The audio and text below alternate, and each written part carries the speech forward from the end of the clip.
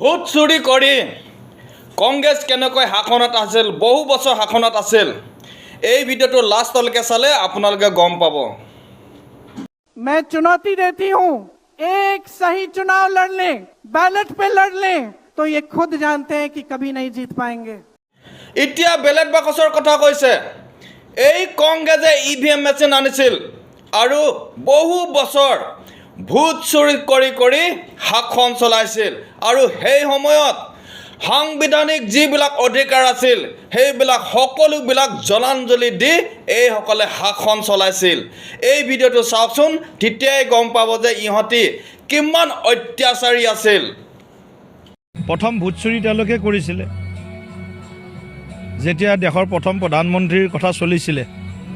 নেহৰুজীৰ পক্ষত মাত্ৰ দুখন ৰাজ্যই ভোটাধিকাৰ সাব্যস্ত কৰিছিল আৰু 17খন নে 18খন ৰাজ্যই চৰ্দাৰ পেটেলৰ কাৰণে কৰিছিলে, ভোট দিছিল।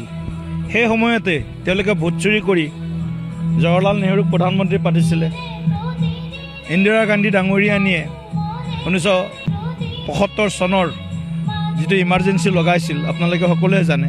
তাৰ আগত কিছুদিন আগত এলাহাবাদ উচ্চ ন্যায়ালয়ে ইন্দিৰা গান্ধীৰ যি নিৰ্বাচন সেই নিৰ্বাচনক অবৈধ ঘোষণা কৰিছিল আৰু 6 বছৰৰ কাৰণে অন্যায়ভাৱে তেওঁ নিৰ্বাচনত প্ৰতিদ্বন্দ্বিতা কৰাৰ বাবে আৰু ফলাফল তেওঁৰ পক্ষলৈ অনাৰ বাবে সেই নিৰ্বাচন খাৰিজ কৰিছিল আৰু তেওঁক নিৰ্বাচনত উঠাৰ পৰা বাৰণ কৰিছিল।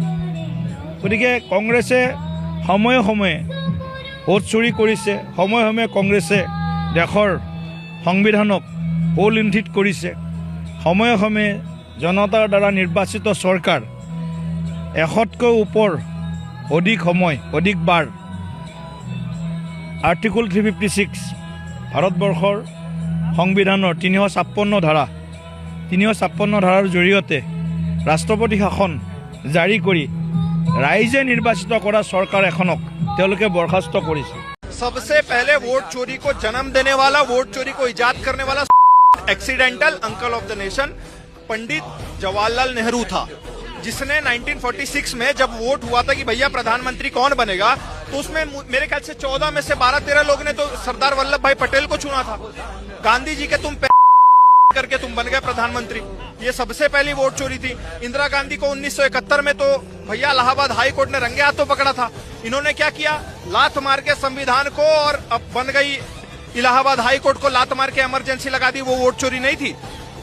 हमारे डॉक्टर बाबा साहेब अम्बेडकर के 75,000 से ज्यादा वोट को काट दिया गया सिर्फ 1-2 कौड़ी के लोगों को जिताने के लिए। वो वोट चोरी नहीं थी सर। वोट चोरी का इतिहास अगर आप देखने जाओगे ना, चाहे वो रामपुर का चुनाव हो, चाहे वेस्ट बंगाल का चुनाव हो, चाहे हमारा यूपी का चुनाव हो, चाहे आप ले लो जम्मू कश्मीर का चुनाव हो, इनका पंडित जवाहरलाल नेहरू से लेकर के राहुल गांधी तक सब के सब वोट चोरी में लिप्त था। अगर मैं आपको गिनाने बैठ जाऊंगा तो सर आपकी बाइट खत्म हो जाएगी, लेकिन लिस्ट खत्म नहीं होगी।